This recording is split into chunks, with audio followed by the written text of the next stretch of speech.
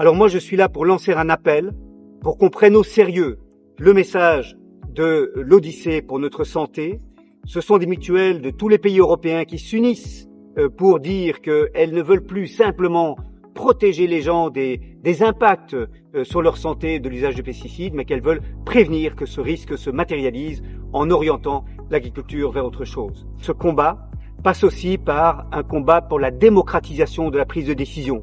Lorsque, en novembre 2017, la Commission européenne avait proposé qu'on renouvelle l'autorisation d'utiliser le glyphosate dans l'agriculture, au départ, il s'agissait d'une réautorisation très provisoire, qui aujourd'hui, on a une réautorisation qui est beaucoup plus longue. Les raisons pour lesquelles la Commission européenne se positionne comme ça, c'est parce que la prise de décision est contrôlée par quelques grands syndicats agricoles, mais surtout par des grandes firmes de l'agrochimie, en particulier dans ce cas-ci par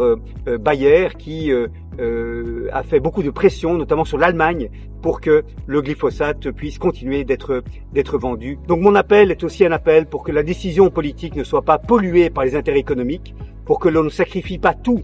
à l'ambition d'augmenter les rendements agricoles et pour que l'on accompagne les agriculteurs et les agricultrices vers ce chemin de la transition agroécologique qui est dans notre intérêt à tous et à toutes, y compris des agriculteurs, des agricultrices qui vont pouvoir produire à moindre coût avec moins de conséquences néfastes pour leur santé et qui vont pouvoir pratiquer une agriculture beaucoup plus viable et désirable. Merci beaucoup d'être là.